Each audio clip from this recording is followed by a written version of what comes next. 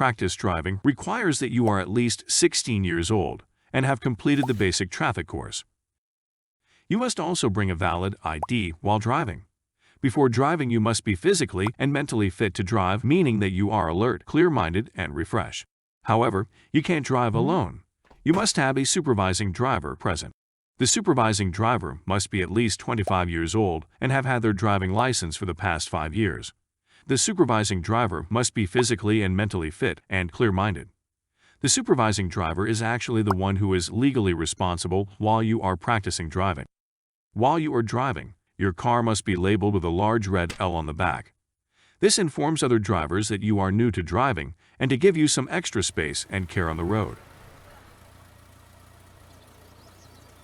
Your car should also be equipped with an extra mirror, which gives the supervising driver a great overview of the current traffic situation behind you. Here are some final tips. Practice as much as possible. On the day of the practical driving test, your examiner will notice quickly if you are comfortable behind a wheel. Good luck with your practice driving.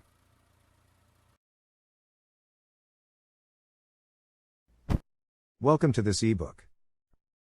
Here, you will learn everything you need to know in a smart, entertaining, and varied way. We humans learn in different ways, and therefore we present the material both as simple texts, with good illustrations and pictures, and lots of small film clips that help you understand the material even better. If you want, you can even listen to it as an audiobook. After each subject, you get multiple choice questions to test your knowledge. In addition to the ebook, you have access to terms, support, lots of sign tests, and more than 1,000 questions that will aid you in the preparations. Good luck on your journey. Maybe you're not taking the practical driving test anytime soon. But there is one thing you should start with straight away, and that is to practice driving a lot. Statistics show a high correlation between the lack of driving experience and accident risk in traffic. So before the big day of your test, you need to practice, practice, practice. The Norwegian Public Roads Administration wants you to practice at least 140 hours. So grab yourself a supervising driver and drive to the local store, to the beach, to the shopping mall, and to the cabin. This gives you time to become more experienced, and you eventually learn to drive with lower risk. Something your driving examiner surely will notice.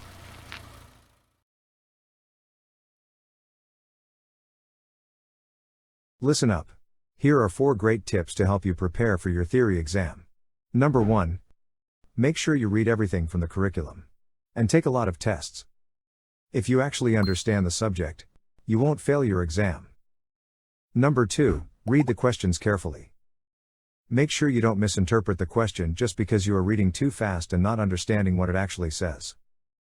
Flunking the test because you were sloppy is extremely irritating and can actually easily be avoided. Number 3.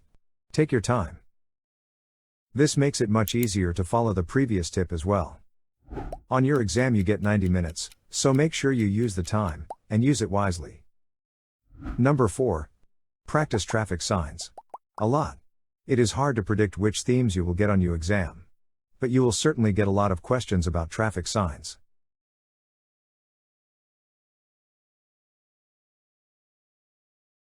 Most modern cars have an anti-lock braking system, and it allows you to brake fully and still steer the car. When ABS is not working, the wheels of the car will lock when braking hard, and you will not be able to steer away from the obstacle. ABS works like this. Each wheel has a sensor that continually registers the wheel's speed, and it senses if a wheel is about to lock and skid across the surface. The system releases the brakes for a fraction of a second, then applies them again.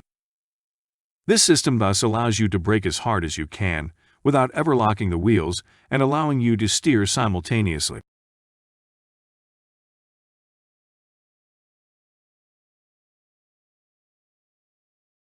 There are different colors on the dashboard lights.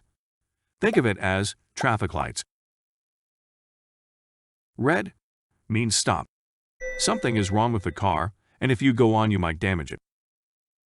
Orange means watch out. You can continue driving, but you should get the car fixed as soon as possible. Green and blue lights gives information about active systems, so you don't need to worry about these. Do yourself a favor and check the car's manual to learn what the different symbols on the dashboard of your car indicate.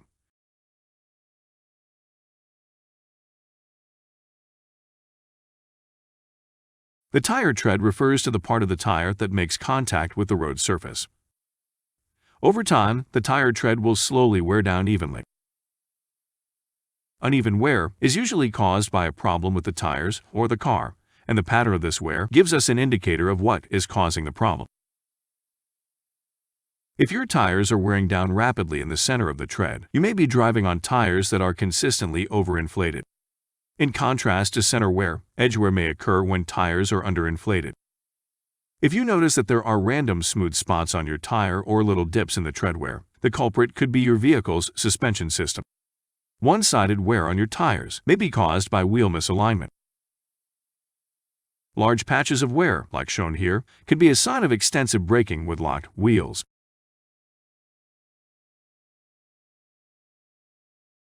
Now, we will take a closer look at the lights all cars should be equipped with. And we will start at the front. The car should have white or yellow dipped headlights that illuminate the road at least 40 meters ahead. White or yellow full beam headlights to illuminate the road at least 100 meters ahead. Orange turn signal, which also acts as the car's hazard warning light. White parking lights, which should always be lit. These are also known as front marker lights. And then, all cars should have daytime running lights.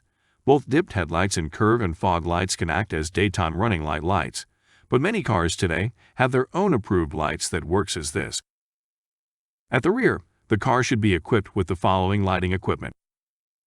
Red taillights that should be lit if the lighting conditions require it. These lights are also known as rear marker lights. Red brake lights that are clearly brighter than the taillights when you brake. Orange turn signals. These still also function as hazard warning lights.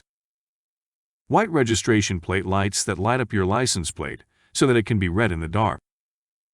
Red reflexes.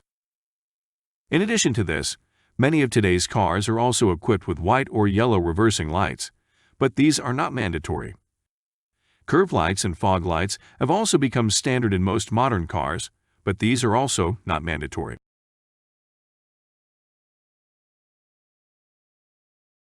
The things you learn about in this course may feel a bit irrelevant and very old-fashioned. Why do you need to know about driving stick in an eco-friendly fashion in a gas-powered car? Soon enough, everybody will be driving electric cars that can practically do anything anyway. Well, don't forget that you are getting your license for every kind of car. Powerful cars that run on gasoline. Diesel-powered cars from way back. Brand new cars you plug in the wall. Hybrid cars powered by both batteries and gas. Even hydrogen-powered cars. And the technical standard varies enormously in Norway's car fleet. From brand new cars with the latest in technology, to old muscle cars from the 60s where you can repair everything yourself. You can even drive cars that are more than a century old. According to the curriculum, you should know about all these things. Ideal gear for different speeds. How cars affect the environment. How to eco-drive. And how to perform a safety check on virtually any car. With a Category B driving license, you are allowed to drive a car with a maximum authorized mass not exceeding 3,500 kilos. You can tow a trailer with a maximum authorized mass not exceeding 750 kilos with this car.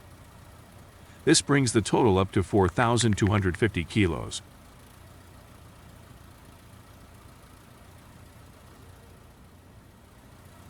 You are actually allowed to pull a heavier trailer, as long as the combined weight don't exceed 3,500 kilos. So let's say that this car has a maximum authorized mass of 1,000 kilos.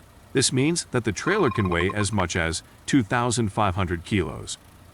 This is known as the camper rule, but it applies to all kinds of trailers.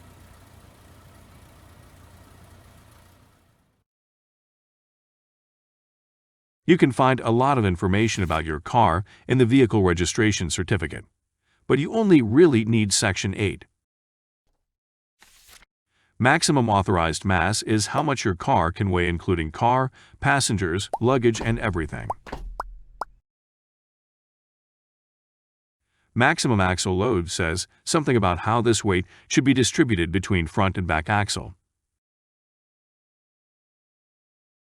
Unladen weight, including driver, is how much just the car plus driver weigh together. A driver is always set to 75 kilos. Permissible payload with passengers included is maybe self-explanatory. This is how much everything, with the car plus driver excluded, can weigh. Permissible trailer weight is the car and the trailer together. Trailer and car might have capacity for more on their own, but the total can't exceed the total permissible trailer weight. The two next rows, permissible trailer weight with or without brakes, set a limit for how heavy the trailer can be. Maximum ton weight says something about how much force the trailer can press down on the car's tow bar. You have to check the same row in the trailer's certificate as well. The lowest of the two values is the one to use, so if it says 75 kilos, which is lower than 80, then use 75 kilos. The last row is roof weight limit, which sets a limit for how much roof box, ski rack and such with the load included can weigh.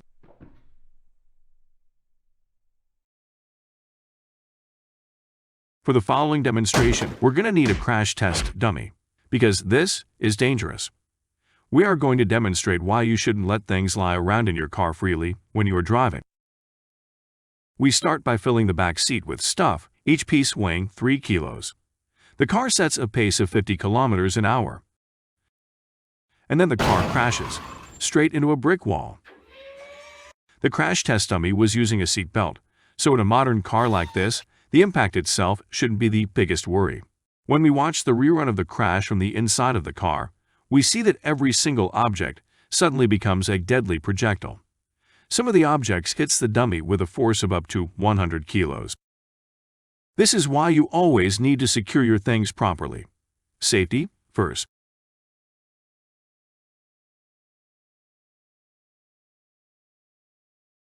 Some of our questions, you will need to calculate how far you move in a few seconds. There are many formulas to calculate this, but you know what? Forget them. All you need to remember is the number 3.6 and have a calculator handy to ensure you get the correct result. This car is moving at 50 kilometers per hour. If you divide the speed by 3.6, you get roughly 13.9. Therefore, the car is moving approximately 13.9 meters per second. If you're driving at 110 kilometers per hour on a motorway, you are moving around 30.6 meters per second. If you need to calculate how far the car moves in 3 seconds at 110 kilometers per hour, all you need to do is to multiply your answer by 3. Hence, 30.6 meters times 3 equals 91.8 meters. But, how far would you go in half a second at that speed? Well, 30.6 meters times 0.5 equals 15.3 meters. So remember, next time you get a task that asks you how far you can go at a certain speed, divide by 3.6.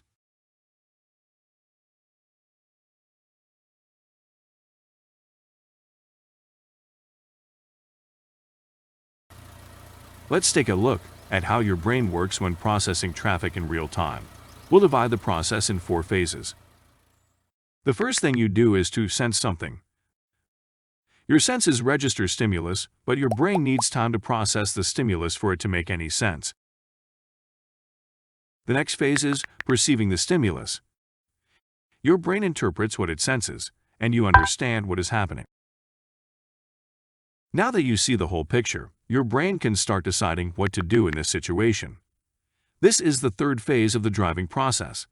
Maybe you should brake, turn the wheel to one of the sides, or perhaps you should flash the headlights.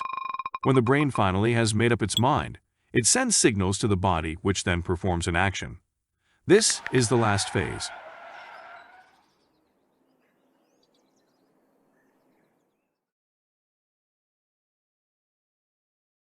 In traffic, you get almost all information through your sense of sight. What you should know is that it has some limitations and that you can't always trust it. Trying to assess the distance to oncoming drivers can be difficult. The same goes for their speed. We have a tendency to think that they are further away and that they drive slower than they really are. And that can become dangerous when we are going to turn left in a junction.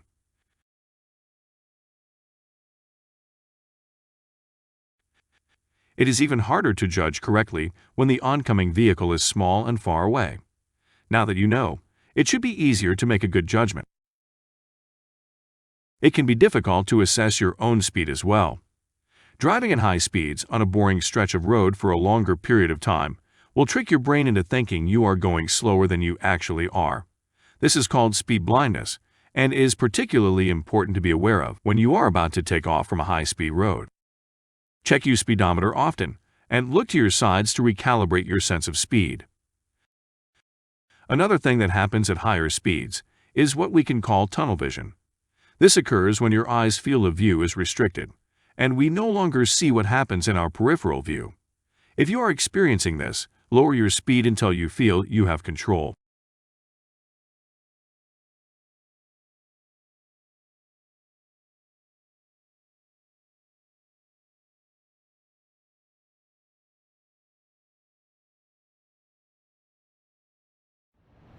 If you're going for a ride, you have to be fit to drive. Whether or not you actually are fit to drive is your responsibility, and it is up to you to make that decision.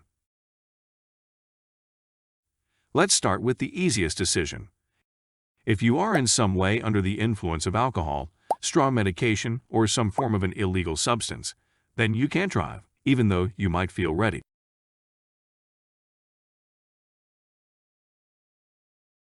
A more difficult decision, perhaps, is to judge for yourself whether you are in a condition to drive or not.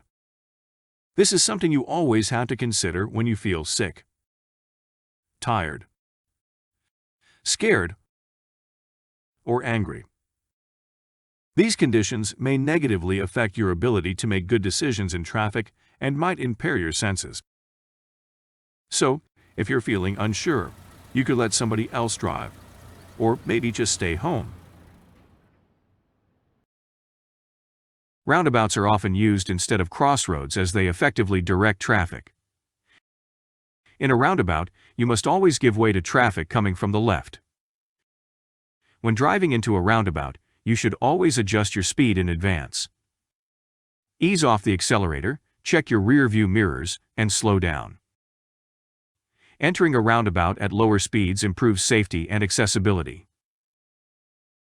Approaching the roundabout, we want to proceed straight on. We position ourselves clearly to the right and maintain a good overview of traffic approaching from the left. Try to maintain a speed that prevents you from having to stop. Stay as far right as possible throughout the entire roundabout. Indicate right to inform oncoming traffic that you are exiting the roundabout. Here, we're taking the first exit at the upcoming roundabout. We follow the same rules as always when going right. Indicate in good time before reaching the roundabout to show the other road users that we are turning right. Try to adjust your speed so that you adhere to your give-way obligations to the ones coming from the left. Take the right turn when the road is clear.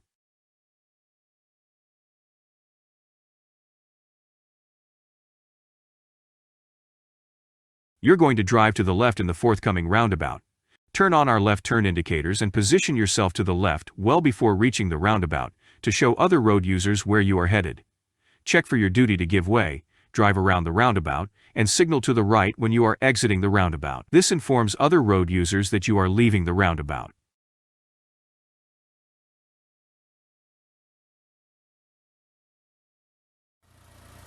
As the driver, it is your responsibility to know that the car is safe to use. That means that you have to check the car before you go for a drive. That you have to make sure all luggage is stored safely. That you stop at once if you notice something is wrong while driving. And that you don't continue unless the car is fixed. Remember that you cannot let others borrow the car if you know something is wrong with it. And don't let other people borrow your car unless you know that they actually have a driver's license and that they are fit to drive. In traffic, you should always strive to be considerate, alert, and cautious. But how do you achieve that? Here are some examples. To be considerate is to be cooperative in traffic and to help others. A classic example of this is when we waive our right-of-way in order to help traffic flow better. Slow down to signal to the bus driver that he can go first.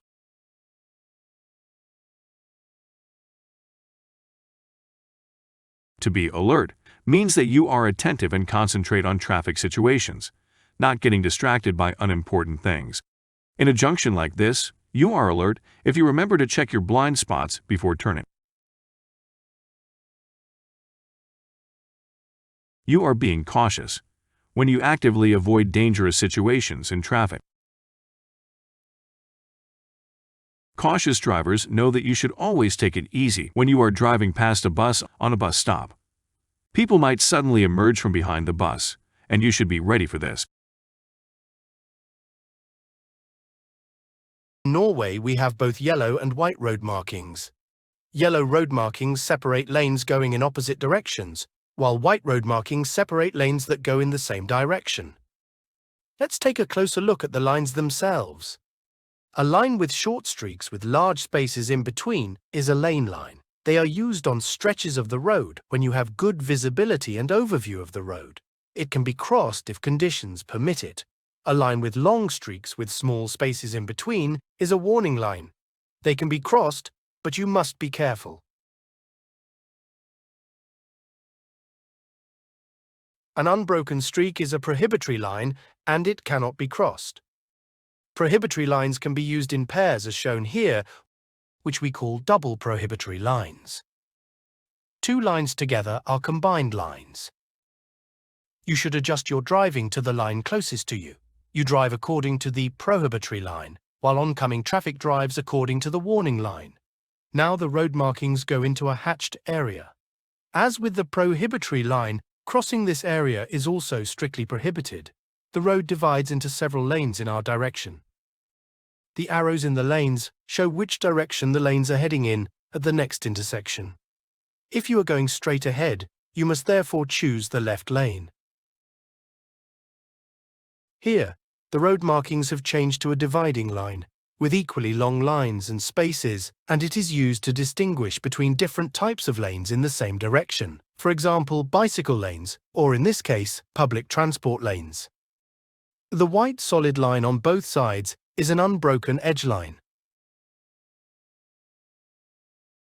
On stretches where the carriageway is narrower than 6 meters, road markings in the middle of the road are no longer used, and the edge becomes broken with equally long lines and spaces.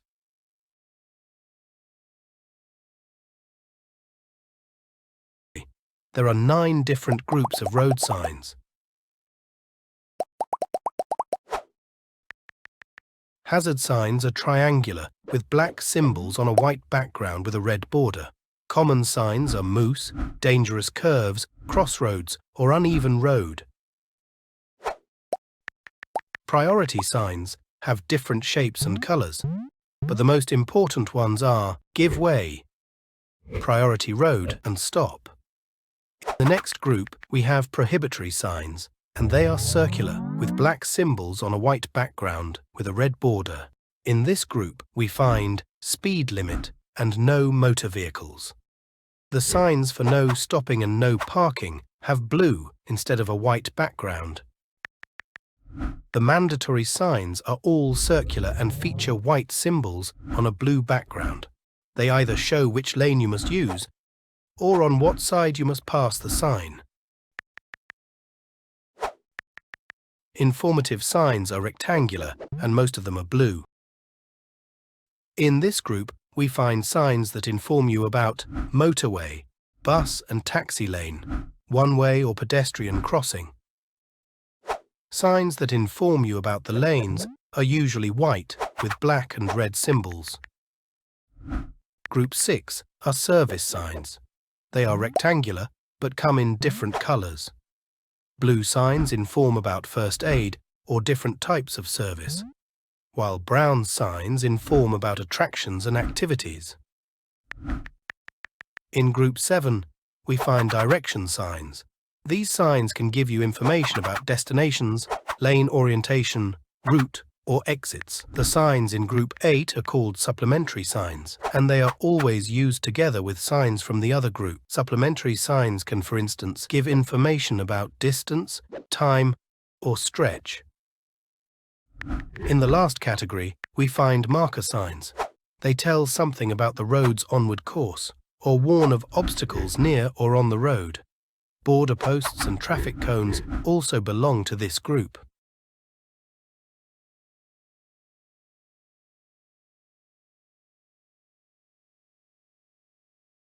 When you are approaching a junction where the traffic light is green, pay close attention to it. Soon enough it'll turn yellow.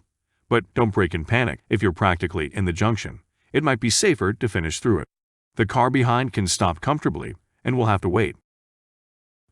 The light turns red and crossing traffic can drive through the junction. After a while, the yellow light will light up while the red light remains lit, and you can start preparing to get ready, because soon the light will turn green again. If the traffic light is flashing yellow, you have to follow traffic signs and traffic rules. And the give way sign means you have to give this bus on your left the right of way.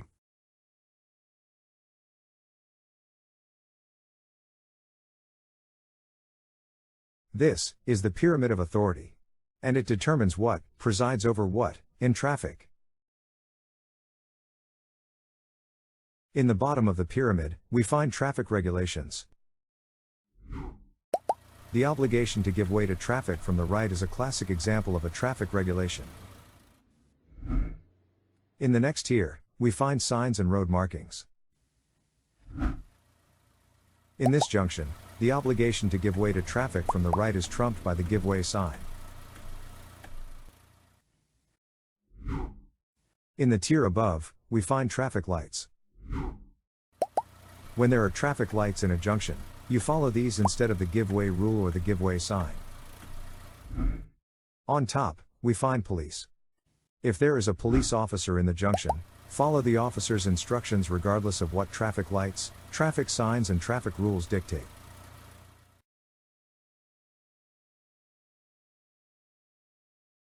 In traffic, you have to look after those around you. It's an important element when cooperating in the traffic. Be sure to take extra precaution when passing vulnerable road users, like children, the elderly, bicyclists, people on horses, and handicapped people. They have little or no physical protection should an accident occur. Children and animals may behave unpredictably, so watch out. Motorcyclists and mopedists have somewhat better protection.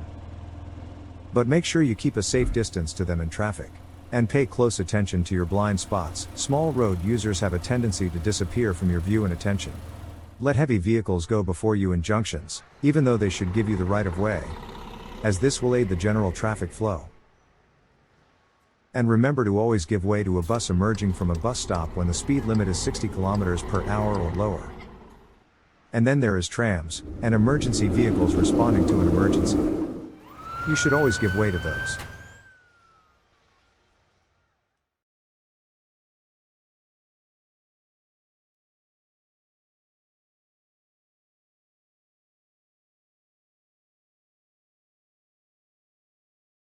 When driving, you must constantly gather information about the traffic situation. As much as 90% of this information is taken in through sight. That is why it is important to know how to observe. To help you with this, we have the 5 rules of observation. 1. Look far ahead. When you look far ahead, you are able to identify traffic situations earlier. Make sure you look all the way to the end of the street, instead of focusing on the passing car. On country roads the speed is higher, and you should try to look past the car in front of you, at least 400 meters ahead. 2. Keep your eyes moving. Don't fixate too long.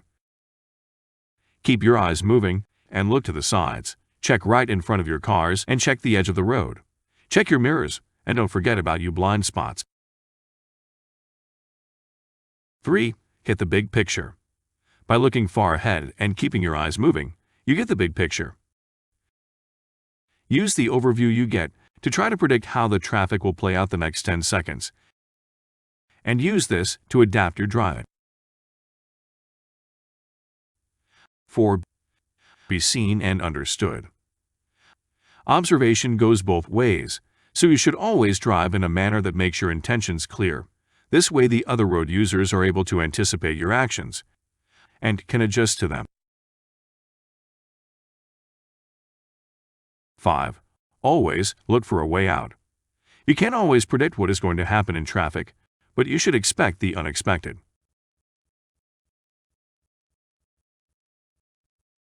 Adjusting to a sensible speed and keeping enough distance will give you time to react when something, whoa! It truly is important to know how to observe. Cooperation is essential for the flow of traffic, and your ability to cooperate is one of the things your driving examiner will look for. Are you able to read others in traffic, and is your driving predictable? Failing to cooperate successfully in traffic can quickly ruin the mood. Isn't it annoying when someone takes up both lanes with their vehicle, blocking your passage? And isn't it irritating when others fail to turn on the indicator to show where they are going, and you fail to move just because you held back? But do you know what? Relax, everybody makes mistakes. Concentrate on your own contribution to the traffic.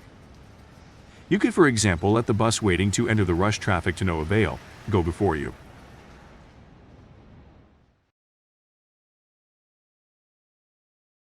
A speed limit is just that, a limit. If you go 90 kilometers an hour in an 80 zone, you break the limit and, consequently, also the law. But what this traffic sign doesn't tell you is what speed you should keep within the speed limit. Because that isn't necessarily 80. The police can give you a fine for speeding, even though you were driving well below the speed limit. Within the speed limit, another set of rules apply as well. You have to adjust your speed according to the conditions. If it is foggy weather, slippery roads, or lots of curves, you will have to drive slower.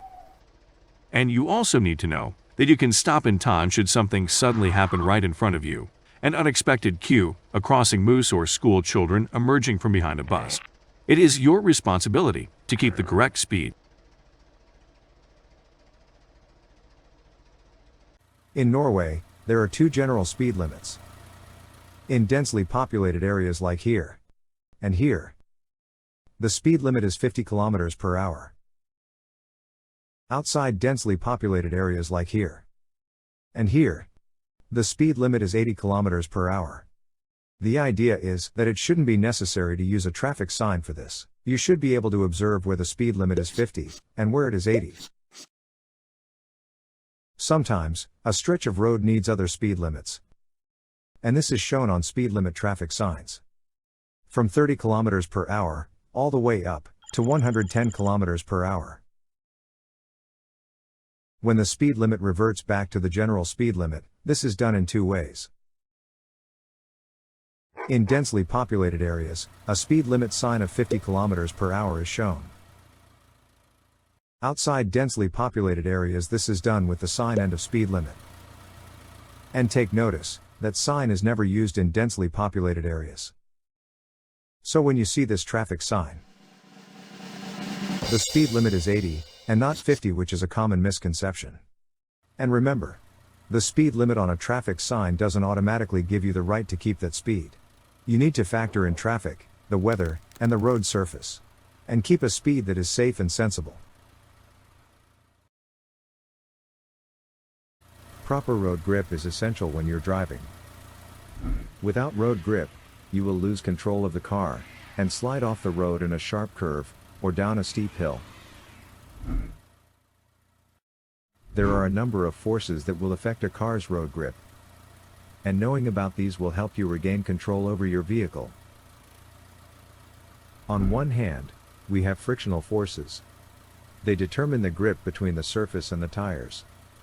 Good tires equal better road grip. And if the road is dry, even better road grip. On the other hand, both weight and speed will affect road grip. They are both parts of the car's kinetic energy. If one of them goes up, the kinetic energy increases, and the road grip decreases. So slow down to ensure sufficient road grip before a sharp curve. And maybe change to winter tires? Because winter is coming.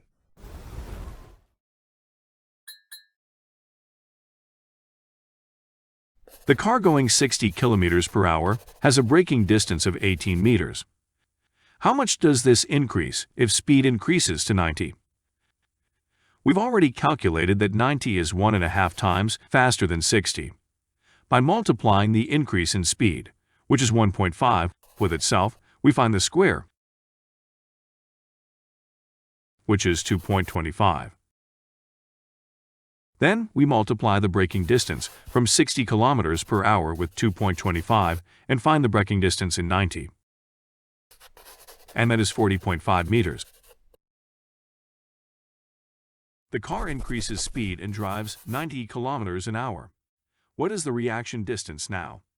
90 kilometers an hour is 1.5 times as fast. So let us multiply the reaction distance from the last example with 1.5. This gives us the reaction distance, which is 50 meters. Let us calculate the reaction distance of this car. It is going 60 kilometers per hour, and the driver needs 2 seconds to react.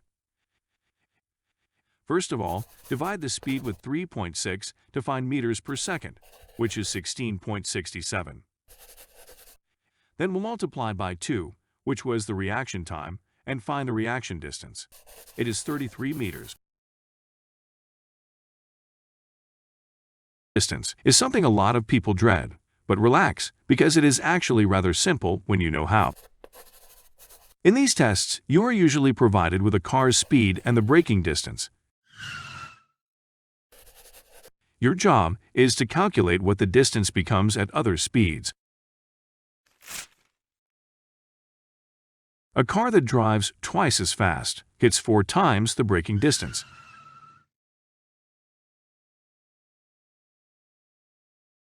A car that drives 3 times as fast gets 9 times the braking distance.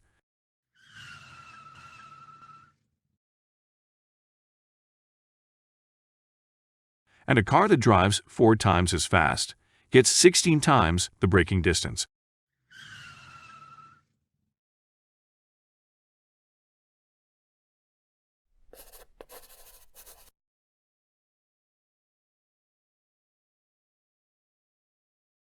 Now, let's use everything we've learned so far and calculate the stopping distance. We'll continue using the car from the earlier examples. The reaction distance in 60 was 33 meters, and the braking distance was 18 meters. When we combine those two, we get the stopping distance in 60 kilometers per hour, and that is 51 meters. But wait a minute. What if the car decreases speed to 30? And the reaction time decreases to 1 second. Let's do the reaction distance first. Speed divided by 3.6 times reaction time gives us 8.3 meters reaction distance. Now, we need to find the braking distance. 30 kilometers per hour is only half of 60, so speed decreases by 0.5. The square of 0.5 is 0.25, which we multiply by 18 meters, and get 4.5 meter braking distance. Finally, we add reaction distance and braking distance together and get the stopping distance in 30 kilometers per hour, and that is 12.8 meters.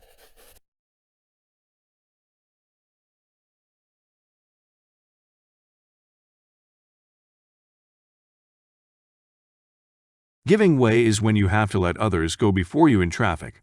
By clearly showing your intention to give way, you achieve a good level of cooperation, and it aids the traffic flow. Here, the red car has to give way to the white car. If the red car tries to go to the left now, it will obstruct the oncoming car, thus breaking the obligation to give way. So the red car has to stop and wait, and go when it is ready.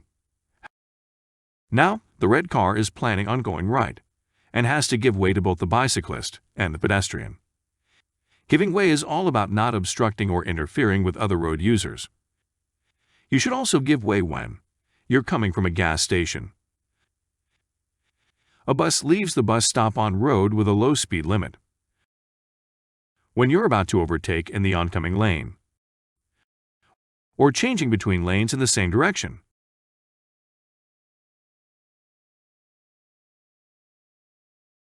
Enough distance to the car in front of you. Find a focus point as the car in front passes by, such as a lamppost, and start counting slowly. 1001, 1002, 1003. If you can count that far before you even pass the lamppost, you are at least 3 seconds behind the car. The most important thing is not how accurate you count, but that you feel that there is enough space between you and other road users. This should give you time to react if something unexpected happens in front of you.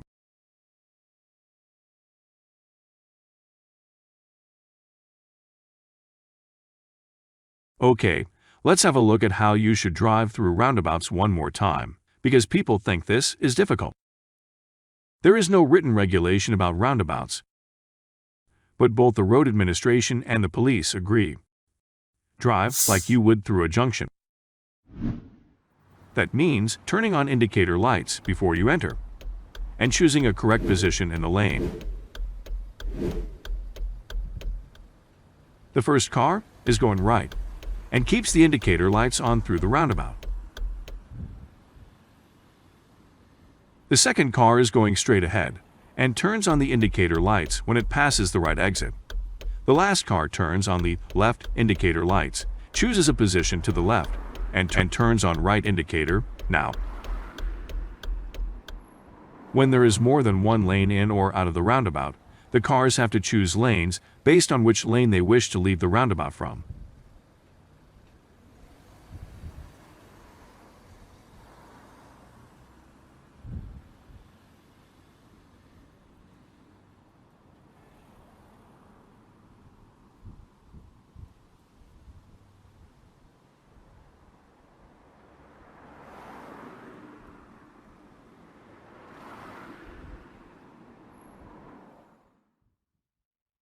Many places where you're not allowed to stop. And if you can't stop there, you certainly can't park there either. Let's go through the rules for stopping and parking. Never stop in places where the line of sight is poor, like hilltops, tunnels, or in blind curves. You might surprise other road users and cause dangerous situations. Don't stop your car in places intended for other road users, like the pavement, footpaths, cycle tracks, or in the public transport lane.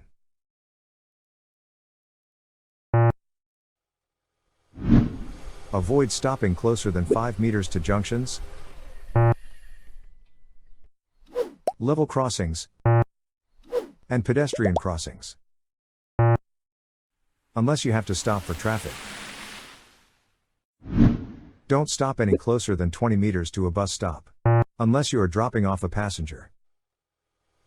And never ever make a stop on motorways and motor vehicle roads.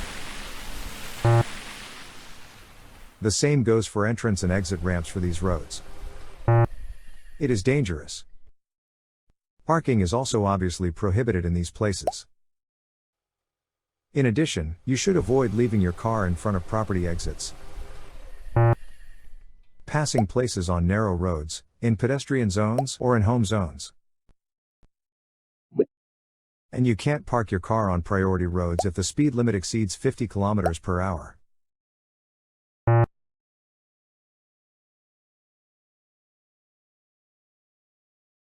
As you are approaching a motorway, you always have to adjust your speed so that you can enter without disrupting the traffic flow unnecessarily. In this situation, you should enter behind the car on your left. When merging like this, the drivers have to decide who should go first, and the right-of-way is mutual, so if you're the car on the motorway should hold back. Good cooperation, like this, facilitates a safe and efficient movement of traffic. When you are exiting a motorway, you should maintain your speed until you have completely entered the deceleration lane.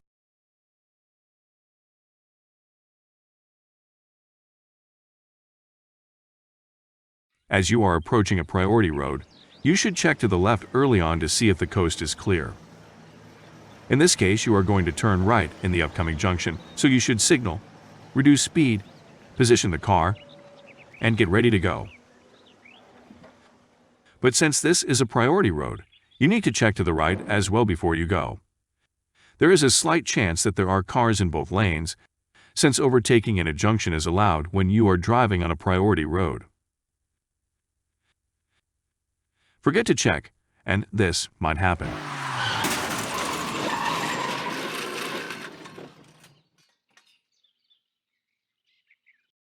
Your eyes don't work all that great in the dark. When you go from daylight to darkness, your eyes will need up to 30 minutes to adjust optimally. The other way round from darkness to daylight is much quicker. It takes no more than 30 seconds. Your car's headlights help you see in the dark, but you're also dependent on the visibility of others, and that is determined by their surface or clothing. Dark clothing is almost impossible to spot in the darkness of an autumn evening. Light clothing can be seen from further away, and reflective items can be seen from more than 100 meters away. Sometimes there is just too much light. If you or oncoming traffic forget to turn the headlights in time, you might end up blinding each other, and that can be dangerous. There are over 1,000 tunnels in Norway. And sooner or later, you're going to drive through one of them. Adjust your speed, and take it easy as you approach a tunnel, especially if you're feeling uneasy about driving through tunnels. Remember, inside it might be dark, the road surface can be damp, and in bad weather, animals may be seeking shelter. Once inside, continue driving carefully, keep a safe distance to other road users and use your full beam headlights if possible, but avoid dazzling other drivers. You should reconsider any plans to overtake others, and don't make a U-turn, unless it actually is allowed and you really have to. Okay, let's talk about tunnel safety. No red lights blinking outside the entrance means it is safe to enter. Should anything happen once you're inside, try to keep calm and remember the following. Do you need to make a stop? Do so in an emergency lay-by. Sudden queue in front? Stop well ahead. If necessary, use the emergency phone and fire extinguisher. This will set off the fire alarm at the road traffic central. Leave the key in the ignition if you have to leave the car, so that others can move it. Run to the nearest emergency exit.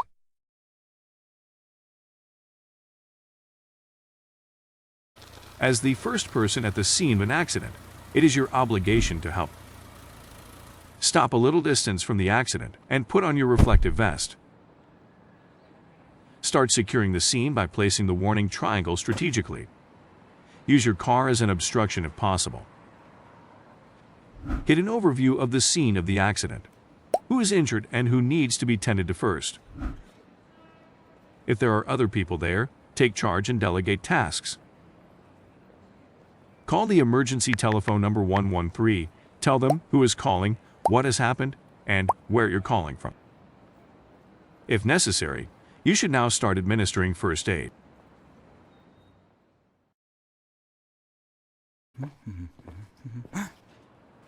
As the first person at the scene of an accident, you must act quickly. It can save lives. Start by calling 113, and if necessary, secure the place to avoid any more accidents. And remember, mind your own safety at all times. Now, you need to check the condition of the injured person. Shake gently and try to make contact. If you don't get any response, the person is unconscious, and you need to check the breathing. Gently pull the head back, lift the chin, bend close, and listen. Keep an eye on the chest. Does it rise and fall? Observe for at least 10 seconds. If the breathing seems normal, secure the person in a side-lying position. The person should not be able to roll over on the stomach or the back by accident. Make sure that the head is pulled slightly back so that the airways are unobstructed. Keep watching the breathing for a while. If the breathing at some point sounds labored, gasping, or abnormal, it may be signs of cardiac arrest, and you have to start CPR. For additional support, you should turn on the speaker on your phone, and you will receive assistance from 113. Now, Hit the injured person on their back on a flat, hard surface and lie down on your knees next to the person. Keep your arms straight and place your hands on top of each other on the sternum. Use the weight of your upper body and press down quite hard, about 5 centimeters, and release quickly. Perform 30 compressions in quick succession while counting out loud. Like this: 1, 2, 3, 4, 5, 6, 7, 8, 9. After 30 compressions, you give 2 breaths. Bend the person's head slightly back and pull the chin forward so the person has free airways. Pinch the nose, and with mouth to mouth you blow for 1 second.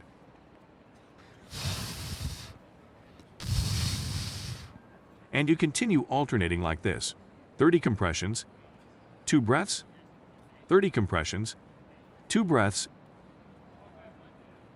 until medical personnel arrives or the condition improves.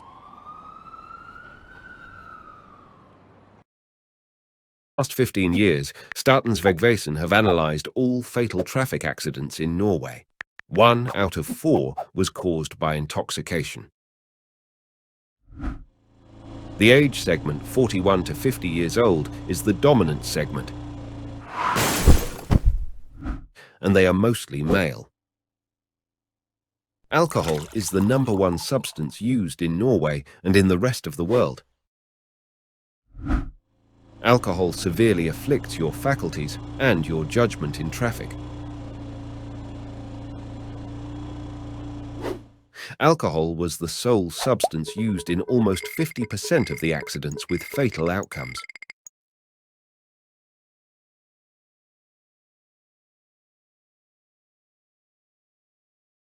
Electric, diesel, or petrol?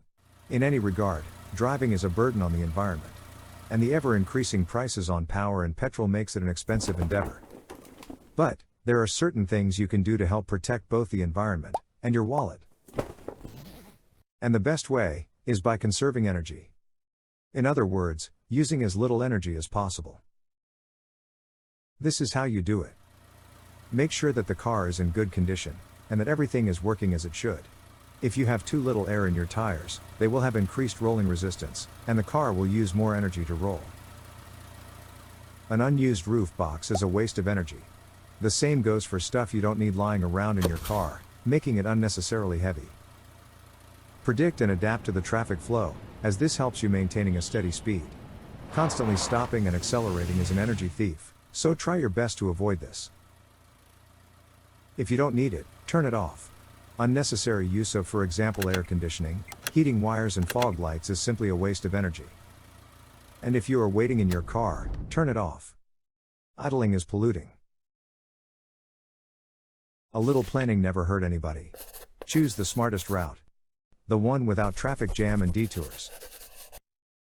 Not going very far? You might as well walk. This will save both the environment and your wallet.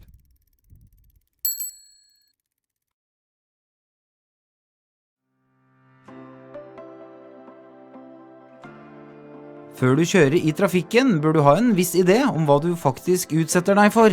Du er jo en liten trafikant med begrenset beskyttelse. La oss se på et skrekkeksempel. Du kommer inn i en rundkjøring og skal til høyre. Det er god plass ved siden av lastebilen, som sikkert skal rett fram, så du stopper ved siden av.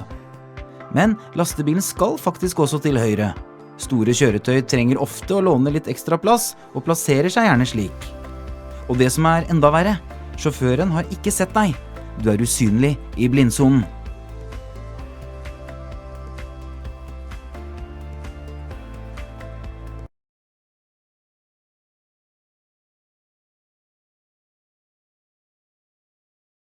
In daylight, you can see far ahead and easily spot pedestrians even from a distance of 500 meters away. However, in the dark, you rely on the car's lights and the clothing of pedestrians to spot them. With dipped headlights, you can spot a person wearing a reflective vest from 150 meters away. Without the vest, it may be difficult to see the person before it's too late, especially if they are wearing dark clothes. There are situations where you transition quickly from daylight to darkness, such as when driving into a poorly lit tunnel. It can take up to 30 minutes for your eyes to fully adjust to the darkness in such cases. On the other hand, when coming out of a dark tunnel, your vision adjusts within about 30 seconds. It's important to adjust your speed according to your vision. This will give you enough stopping time to react to any obstacles or pedestrians on the road. People think questions regarding braking distances are difficult. But relax, once you know how, it'll be easy peasy.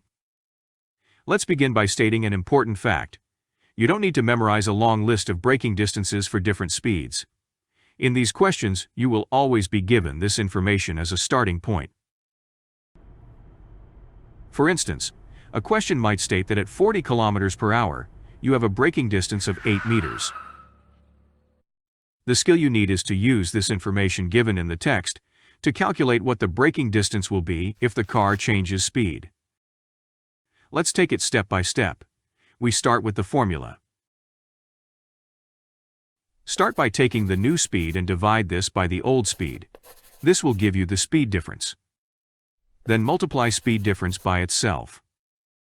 For example, if a car is traveling at 40 kilometers per hour with a braking distance of 8 meters, to find the braking distance at 80 kilometers per hour, you divide 80 by the old speed, which was 40 kilometers per hour, giving you 2. Multiply the result by itself. That gives you 4. Then multiply the braking distance of the original speed, which was 8 meters, by 4. Therefore, the braking distance at 80 kilometers per hour is 32 meters. Can this formula also be used to calculate braking distance at lower speeds? What will be the braking distance if the car is traveling at 25 kilometers per hour, for example? Why, yes, you can indeed. Let's see. Take 25 and divide by 40. With a little help from a calculator, you find that the result is approximately 0.625, which we multiply by itself. This gives us roughly 0.39. We then multiply the braking distance from traveling at 40 kilometers per hour, which is 8 meters, by 0.39. This gives a result of 3.12 meters. Therefore, if the car reduces its speed to 25 kilometers per hour, the braking distance will be 3.12 meters, which might seem a little short, but you can always use this formula to calculate changes in braking distance. It's much smarter than trying to guess what the correct answer will be.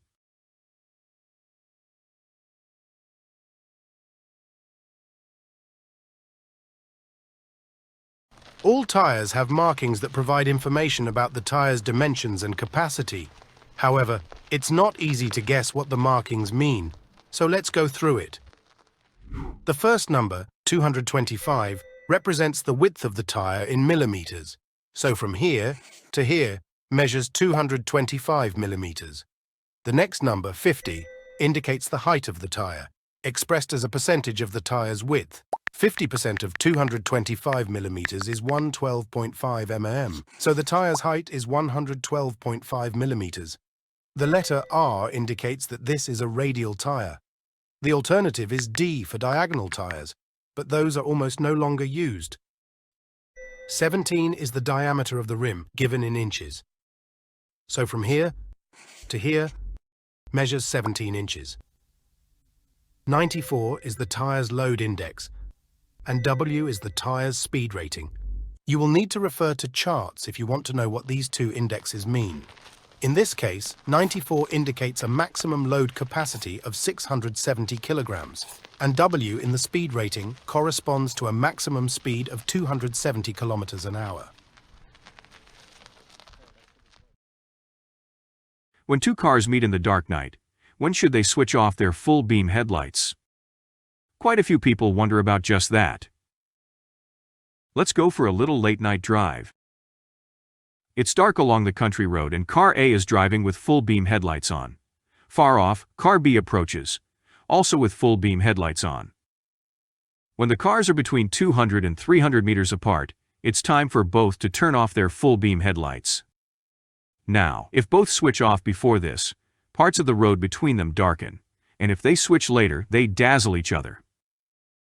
As the cars are about 2 car lengths apart, they should turn their full beam headlights back on. It is important that both cars also adjust their speed to how far they can see. When you turn off the full beam headlights, you should slow down a bit to compensate for the reduced sight distance. When you are about to overtake a vehicle at night, at some point you have to switch off your full beam headlights so as not to dazzle the driver in front of you. But when should you switch? Car A is driving with its full beam headlights on. A little further ahead, tractor T is driving at a slow speed. When the car's high beams hit the tractor, the car must switch off its full beam headlights to avoid dazzling the driver of the tractor in front. The tractor keeps its full beam headlights on. The road ahead is clear and car A begins to overtake. As the car is about 2 car lengths behind, it should switch the full beam headlights on, while the tractor waits to switch off its full beam headlights until the car is returning to the right lane. The aim is for you both to keep as much of the road illuminated as well as possible, without dazzling each other. Now let's take a closer look at how the speed you maintain affects the length of the overtaking distance. Oh, here Grandma is driving at 60 kilometers an hour in an 80 zone. And you want to overtake at the first opportunity. But is it really important if you overtake at 70 or 80? Well, it actually is. Because if you overtake at 80, you're driving 20 kilometers an hour faster than Grandma and need 200 meters for the overtaking. But if you overtake at 70, you're only driving 20 kilometers an hour faster than Grandma, and therefore need a whole 400 meters for the overtaking. That's twice as long in the opposite lane, so make sure to maintain a good but legal speed when you are going to perform an overtaking.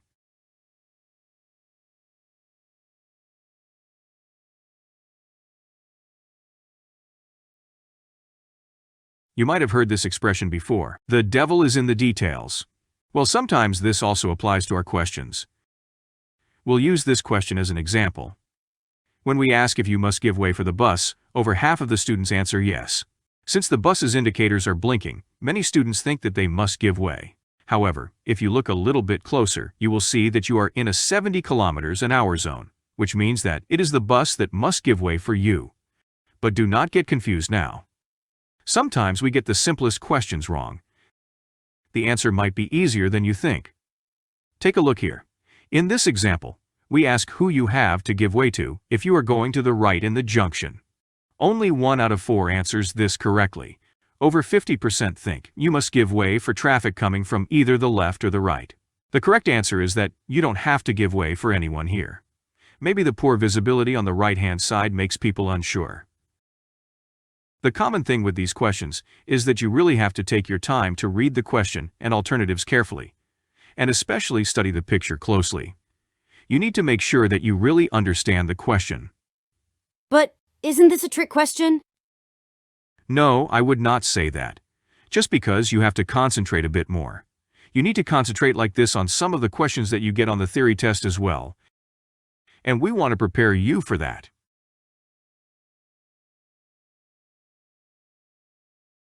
Difference between roadworthy and in accordance with regulation. A car that is in accordance with regulation is always roadworthy. However, a car that is roadworthy may not necessarily be in accordance with regulation, as you can see here. If one of the lights stop working during the day, the car is no longer in accordance with regulation, because according to the regulations the car's lights should be on while driving. But it's daytime, and visibility is good, so it's not unsafe to continue driving. The car is still in a roadworthy condition. Until it gets dark. Now you're somewhat hard to observe, and suddenly it's a bit dangerous to drive this car. It's no longer roadworthy and you should either get the bulb replaced or leave it parked. Who is actually responsible for ensuring that the car is in a safe and compliant condition? Well, as the owner of the car, it is your responsibility to ensure that the car meets these requirements when you are driving it. If someone is borrowing your car, it is your responsibility to provide a car that meets the requirements of safe and compliant condition. It is also your responsibility to ensure that the borrower meets the requirements to drive a car. That is, she is fit enough to drive, and most importantly, that she has a valid driver's license. But now the new driver takes over all responsibility. She must ensure herself that the car is in a safe and compliant condition before driving.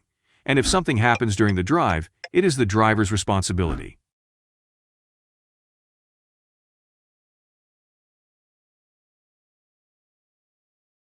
The subject of overtaking is a complex one that rightly receives a lot of attention. This is for good reason, as an ill-executed overtaking move can be incredibly dangerous. Yeah, but isn't there like a formula for overtaking or something?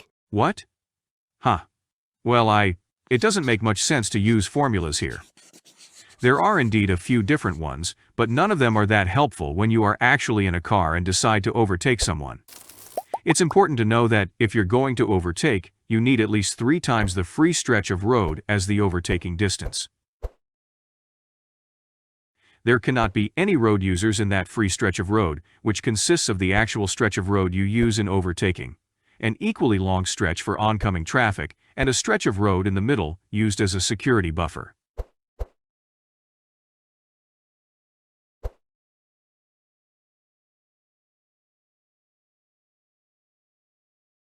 Attempting to overtake when you can't see 3 times the overtaking distance is risky, for example, in an unclear curve like this. So remember, don't overtake unless you know that you have at least 3 times the overtaking distance at your disposal.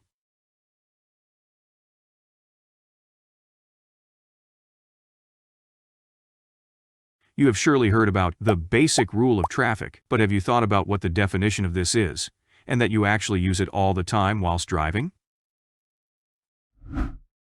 The Road Traffic Act, paragraph 3 states, "Each driver shall show consideration, and be alert and cautious, so that he does not cause damage or risk, and so that other traffic is not unnecessarily obstructed or inconvenienced."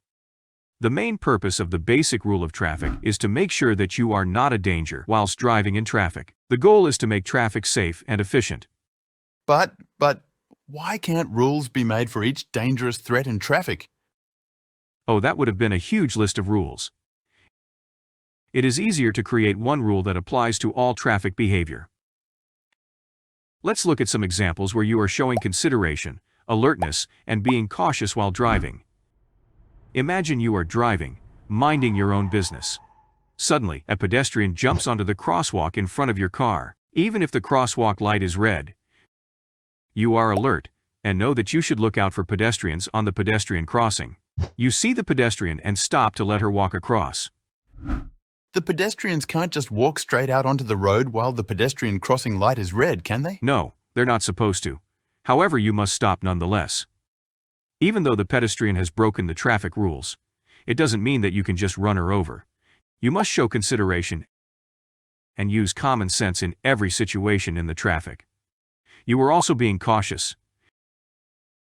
You saw that the old lady was approaching a crossing and kept a low speed the entire time. If you're cautious, you can avoid many dangerous situations in traffic. The basic rule of traffic should ensure that traffic is not unnecessarily obstructed or inconvenienced. This means that we should pay close attention, show consideration for one another, and interact in the best way possible. When everyone does this, we achieve an effective and flexible flow of traffic. There are some traffic rules that people either remember incorrectly or just partially understand. For example, many believe that overtaking is always prohibited at junctions. The traffic rules regarding overtaking clearly states this: overtaking is prohibited right before or at an intersection. But if you continue reading, you will quickly see that there are many significant exceptions to this rule. For example, you are allowed to overtake others at a junction when you are driving on a priority road, or a road with several driving lanes going in the same direction. You can also overtake someone on the right-hand side of a vehicle that is going to the left at the junction. It is another common misunderstanding that it is never allowed to overtake in a tunnel. Well, unless neither road markings, traffic signs, poor visibility, or lack of space is making it difficult. Overtaking is technically legal here. It is actually legal to make a U-turn in a tunnel as well, but this is not recommended unless absolutely necessary. So remember, although overtaking might be legal, the basic rules of traffic must always take precedence. Each driver shall show consideration and be alert and cautious so that he does not cause damage or risk, and so that other traffic is not unnecessarily obstructed or inconvenienced. Sometimes you'll see questions where you will be presented with a busy crossroad. The task is to determine the order in which they should drive, or who has the right of way. The rules for right of way are simple enough. However, many people struggle with these tasks. The trick is to take some time and view the crossroad from the perspective of each road user, as this will make it easier to find the correct answer. Let's take an example. In this particular crossroad, both car A and car B are going straight ahead, while car C is turning left. Who has the right of way? Well, first we need to check if any right of way or priority signs affect the situation. There are none in this case, so let's proceed. Car A must give way to car B, as car B is coming from the right. Car B must give way to car C, as car C is coming from its right side. Car C must give way to car A, as it is turning, and car A is on its right side. Everyone has to give way to someone. If we add some traffic signs, the situation suddenly changes. Now car A no longer has to give way to anyone and can go first. Then car C follows. And lastly, car B. Who should go first when everyone had to give way at the same time? Well, that's a good question. It simply requires cooperation and common sense. As soon as one of the drivers takes the initiative, the situation usually resolves itself smoothly.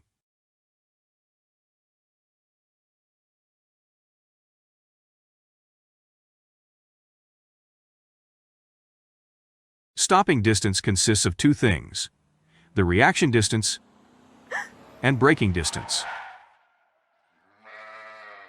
The braking distance is affected by many factors: road grip and weather, tire quality, the vehicle's weight, and your speed. The reaction length is much easier to deal with. It is only affected by your reaction time and speed. Look. At 40 kilometers an hour, the reaction length is 11 meters in 1 second.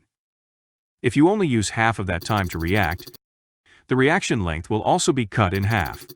That is 5.5 meters in 0.5 seconds. If you double the speed now to 80, the reaction length will double, and we are back to a reaction length of 11 meters. Level crossing is signaled with this sign if it is unsecured, or with this sign if it is secured with a barrier. The speed limit on the section determines how far before the hazard the sign is placed. If speed limit is 70 kilometers per hour or higher, the sign is placed 150 to 250 meters from the hazard. 60 kilometers per hour or lower, the sign is placed between 50 to 150 meters from the hazard. Distance markers are often used to warn you that you are approaching the hazard. The first distance marker has 3 stripes and stands together with the hazard sign. The 3 stripes warn that you have 3/3 of the distance left to the level crossing. The second distance marker has 2 stripes and warns that you have 2/3 of the distance left to the level crossing. The third and final distance marker has 1 stripe, and now you are only 1/3 away from the level crossing. The level crossing itself is signaled with railway track, either for single or multiple tracks, and has a flashing light signal where white means you can pass and red means you must stop.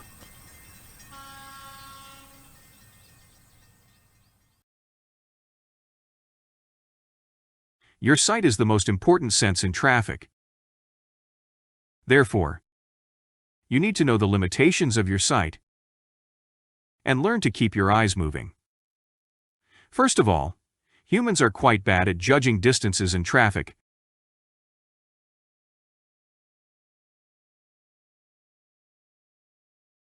And the speed of others in traffic. The further away, the more we misjudge. Usually we believe people drive slower and are further away than they actually are, and that can be dangerous.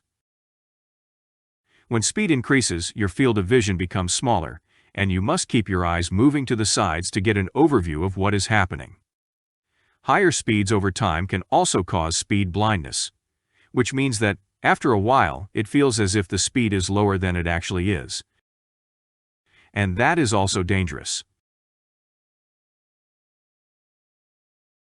Many different types of trailers: open or closed, boat trailers, car trailers, and so on. No matter which trailer you use, you have to properly fasten its load properly so that it doesn't move while you are driving. Do not place the load too far in the front or back. This will affect the vehicle's ability to drive properly. Place the load as much as possible over the wheels. The load must be secured 100% from front to back and 50% on its sides. Use the solid ratchet straps, and if the load is heavy, it should be secured against the trailer under the railing. If you are transporting loose material such as foliage, sand, or dirt, you should use a tarp.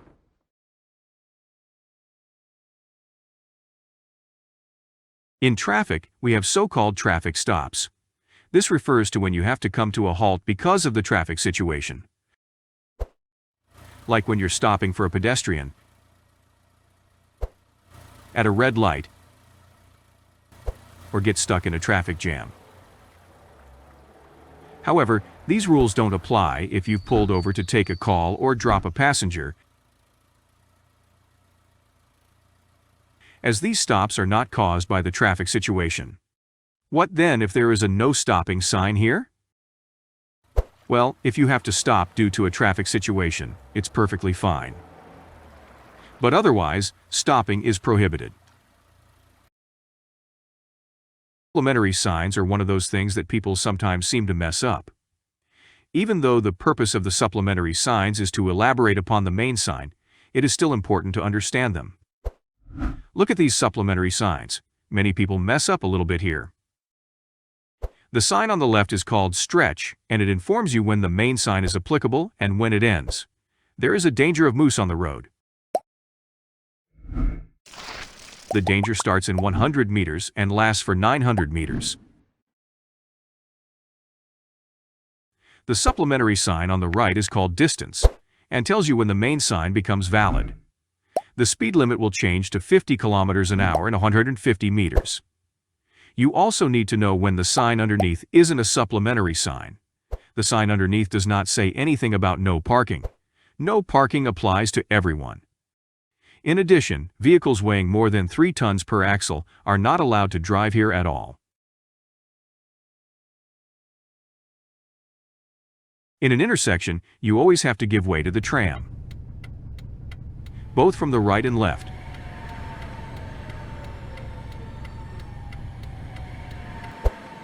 Unless the tram has to stop because of a give-way sign. Then the tram must stop for crossing traffic. That is also why the tram must give way heading into a roundabout because of the give-way sign. But as soon as the tram is in the roundabout and on its way out, the other road users must give way to the tram. So pay attention.